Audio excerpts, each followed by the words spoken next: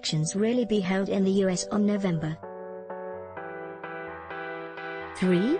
This is when the polls are set to open to elect not only the president, but also the House, a third of the Senate and a number of governors. A law dating back to 1845 established the timetable.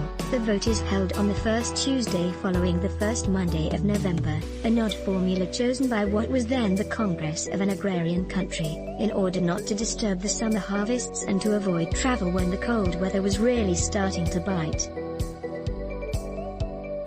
As a result, contrary to what happens in the rest of the world, elections are held on a working day, and only a dozen states have made Election Day a holiday. Even under normal conditions, voting is less easy in the United States than in Europe.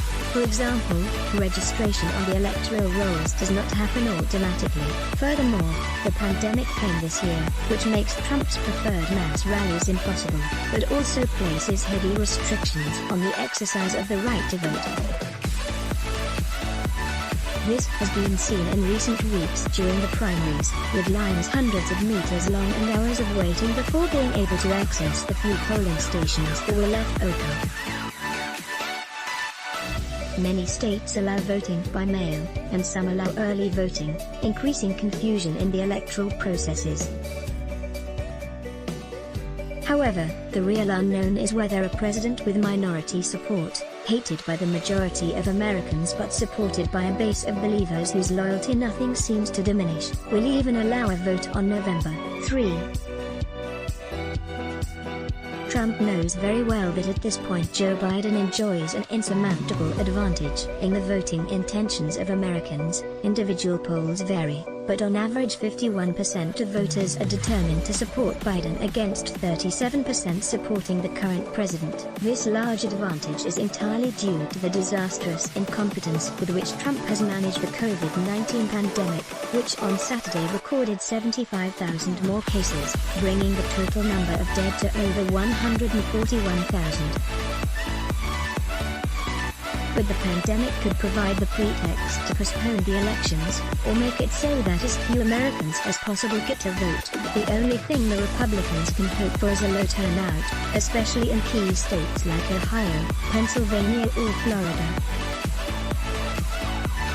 The voting date was set by law, so a congressional decision should be needed to change it, but it wouldn't be the first time in the history of the United States that a president would give himself powers he doesn't have, in the name of an emergency, using executive orders.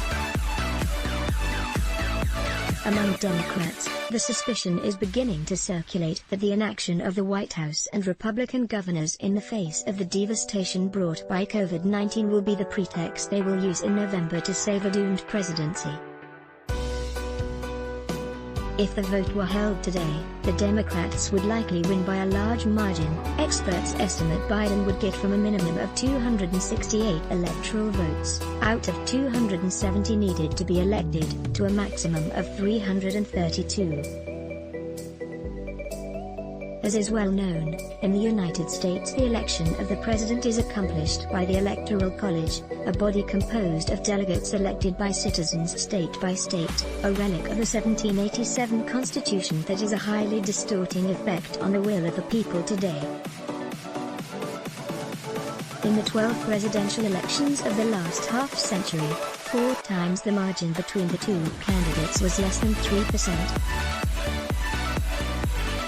More than 1 out of 3 elections, in 1960, 1976, 2000, 2004 and 2016, was decided by a hair's breadth, or even won by the candidate who had obtained fewer actual votes, as in 2000 and 2016.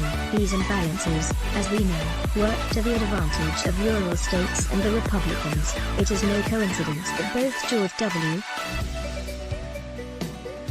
Bush in 2000 and Donald Trump in 2016 obtained a majority in the Electoral College despite having gotten fewer votes than their opponents. So it's not unimaginable that a desperate candidate like Trump, supported by a fascist-like Republican Party, should seek every means to stay in power, this time with the help of the coronavirus instead of Putin.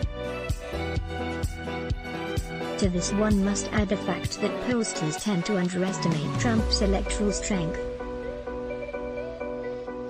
In 2016 as well, they were not able to truly capture his appeal, especially in the traditionally Republican states. In 19 states won by Trump, his share of the popular vote had been underestimated by more than 5%. This means that, generally speaking, the polls tend to be unable to correctly estimate the strength of the traditional political affiliation of the voters, and, in particular, the determination of many conservative voters to stop the Democrats at all costs. Perhaps for the sole purpose of securing a friendly Supreme Court, Justice Ginsburg, 89 years old, is in a very precarious health condition, and it might be just a few months until her replacement will need to be appointed. Subscribe to our newsletter, your weekly briefing of progressive news. You have successfully subscribed. Let's block ads. Why?